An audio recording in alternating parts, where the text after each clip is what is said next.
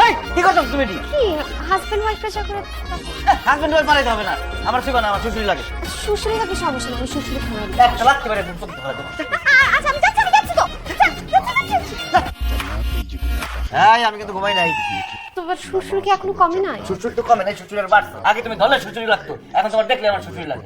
আচ্ছা দেখতে হবে না, তুমি চোখটা বন্ধ করো, শ্বশুর ভেঙে যাবে একবার। একদম ঘুষাই কিন্তু মাথা ভাড়া। আচ্ছা আচ্ছা বুঝছি তো, জামাই বাবাজি কি বস একসাথে দুজন মিলে সময় হ্যাঁ খেলা দেখি কেমন হয়েছে? কিছু খেতে ইচ্ছে করলে বলো। হ্যাঁ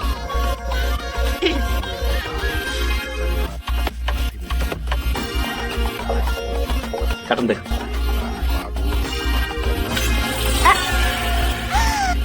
হয়ে গেছে তাইলে থেকে গন্ধ আসতেছে।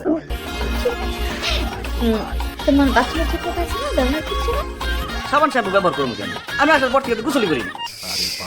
7 দিন কেউ গোসল না করে থাকতে পারে? গোসল করুন কই? কোনো পুষ্কুনি আছে আপনার আশেপাশে? 4টি খানার মধ্যে আপনার গোসল খানার ব্যবস্থা, ওই জায়গায় আমার পক্ষে গোসল করা সম্ভব? বাবা শোনো, এখানে তো বাথরুম নেই, গোসল না করলে তোমার গায়ে থেকে গন্ধ বেরোয় না। যা গোসল করো। গোসল না করলে তো গায়ে থেকে গন্ধ আইবই। আমি গ্রামে থাকতে পুষ্কুনিতে নাইমা গোসল করতাম, 10টা ডুব না দিলে শরীর কি হইতো তক্তকা? কেদা মেদা মাথায় মধ্যে দিতাম, সাবান শ্যাম্পু কিচ্ছু লাগতো না, শরীর একদম তক্তকা তক্তকা। এখানে তো কোনো পুকুর নাই বাবা।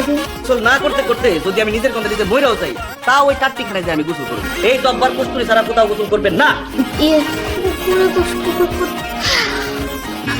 একটা বুদ্ধি আসছে আমার, বিয়েতে সুইমিং পুল।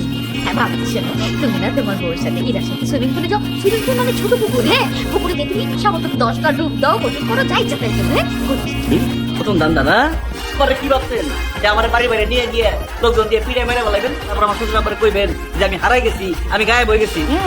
আমি এত বোকা না, এই জব্বার বহুত চালাক, যাইব না কোনো জায়গায়। আমরা তো এসব কোনোদিন চিন্তাই করিনি। তাহলে আমার কাছে একটা বুদ্ধি আছে।